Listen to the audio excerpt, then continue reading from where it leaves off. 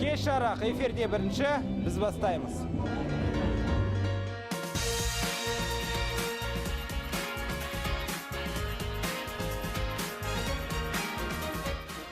Сен тойға бара жатсың, аяқ астынан сезіп қалдың, көз тиіп жатыр саған.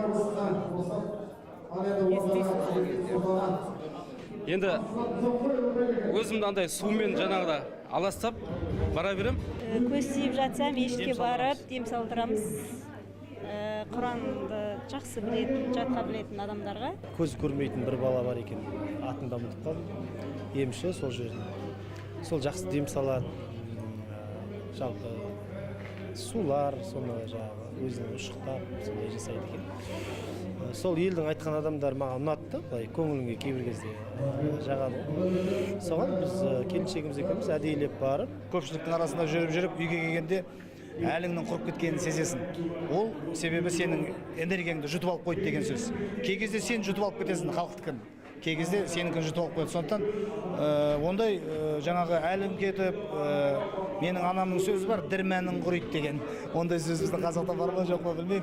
Дірмәнің құрийтын кездер болады. Өтіп бара жатқан жерде анау кім ғой, ақын ғой деген сияқты. Сондай сөздер естіп қаласың құлағыңмен. Пробкада кетіп бара жатсаң, жаңағы біреулер амандасып жатады. Тиетін көз тиіп жатыр ғой енді. Алатын нәрсесін алып кетіп жатыр. Сол себепті енді әркім айтып жатады енді. Нұреке үйге барғанда шомылу керек дейді, біреулер айтады. Кез келген адамға сөз тиеді, көз тиеді, артынан әңгіме болады. Біреу оқуы да мүмкін, түрлен бәле жала дейді ғой. Бұндай көпшілік жерден келгеннен кейін суға түсем. Төбеңнен душқа түсем да, төбеңнен су ағысаңыз тіл көз кетеді деген бір ұғым бар.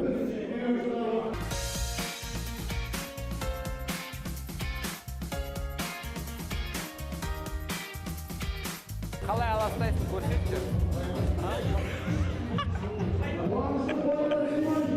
Суды алып аласың да, өзіңе үстіне бүркесің. Қалай? Көрсет. Суды кәдімге бетіп, үстіге шашып дегенде. Сүрелер бар, оқылатын.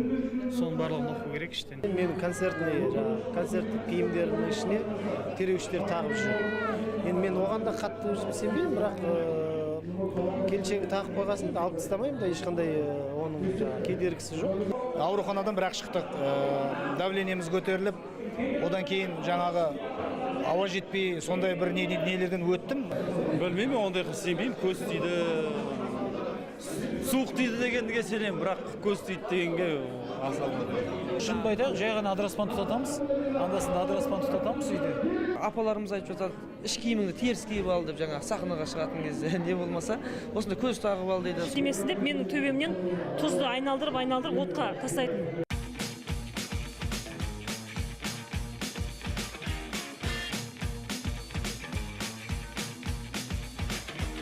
Қамшымен ұрған ба сізді? Қамшымен, менде бірез болған тұғын. Шымкентте мен өзім көп ұйықтайтын басында. Бүгінгі шараға кешке мен түйрегіш тағып келдім. Дұрыс. Көмектеседі ма, қалай ойлайсыз? Көмектесетін білмеймін, бірақ өте стильно, модный болып тұр. Айқында ешқандай құрал жоқ, Қорғанатын құрал бар, қол бар. Бұлай ал, ондай. Енді көз... Мен просто сенбеймін ондай нәрсеге. Емшілер деген нәрселер, біреуге барып айтады, суфте бір бәле істеп, су шашып, сен енді бүйт саған бұлайды, ондайға сенбеймін. Қамшымен ұрған ба сіз таза? Я ұрған бала кезде. Бала кезде ұрған. Жаңа адам бір басқа бір киініп кетіп кәдімгідей ібіліс жынға азғырып кеткен сәтінде сондай бір оқытуға болады.